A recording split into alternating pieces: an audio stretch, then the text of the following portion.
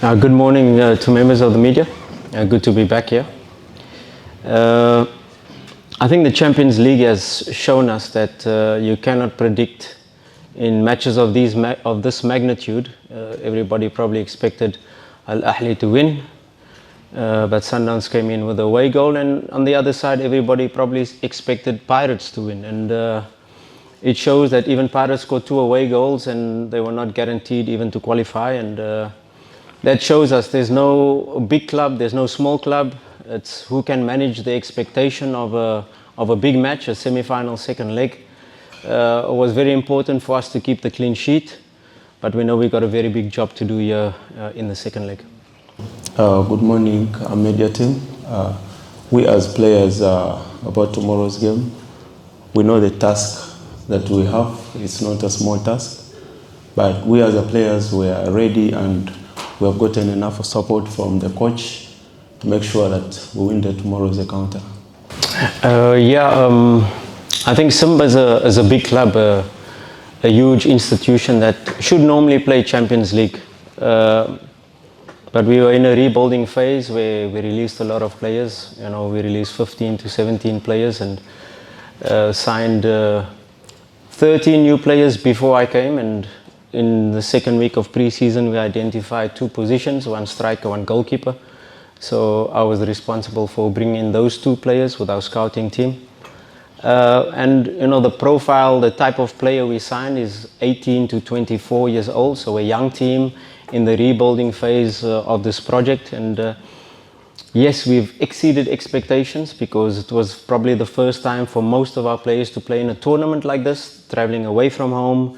And our first task in our prelim was Al Ahly Tripoli. I remember playing Al Ahly Tripoli for Orlando Pirates after beating Simba in the quarterfinal of the Confed.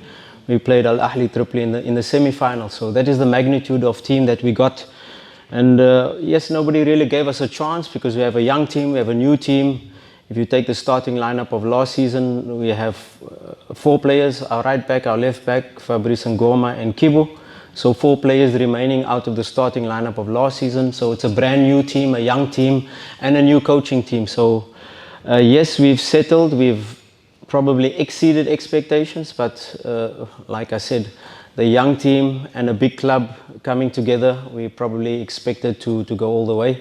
So we take it step at a time. We've got a big semi-final to play before we can think of the final. Yasin Zamiru is still struggling with his Achilles tendon. He will be out. Shemalone Fadlu will do a late fitness test to see his availability. Otherwise, we have a full-strength squad. Nobody really facing any big challenges. Little niggles here and there from, of course, we've been training on fields that are a bit flooded, loose under the foot. With the rain we've been having here in Durban, but little niggles, little small knocks, but I'm sure we'll be full strength, of course, besides Zamiru Yasin. Look, everybody was asking me after we just finished in the CAF Confederations Cup final with Orlando Pirates, then going to Russia. And everybody was asking me, why do you take a team that is bottom of the log and no hope to survive? But it's a club close to my heart, and I had to do everything to try to save them. And already getting to the playoff final was a huge achievement on its own, considering where they were in the log. But it's a team that is close to my heart. I played for them. We made history with them, getting in the highest position in 4th place. We got to a cup final, we got to semi-final. So we made huge achievements with the club. And of course, seeing the club at the bottom with no hope, coming from a big stage where I was, to take them, everybody was saying I'm crazy, but I had to try. The project so far is, like I said, we've probably exceeded expectations, but we've got big ambitions as a technical team. We still have 3 competitions to play for. Yes, we have to win all our remaining league matches to be champion.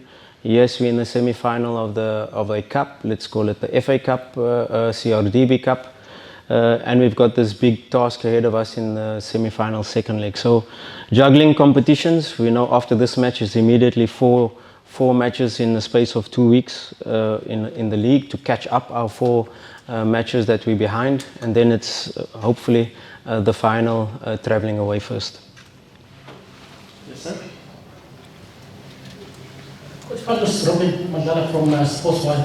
Coach, I just wanted to find out with Stellenbosch having taken the game plan here, does it give an advantage, or also are you aware of the character that they've gone this far, having not played, at home, in Stellenbosch? Yeah, they're a dangerous team. They, just looking at the history, last season, season before, they beat Sundowns, they beat Pirates, they struggle a little bit with Chiefs, but they're the hoodoo teams of the big teams, and they know how to play against big teams. They don't mind not having the ball.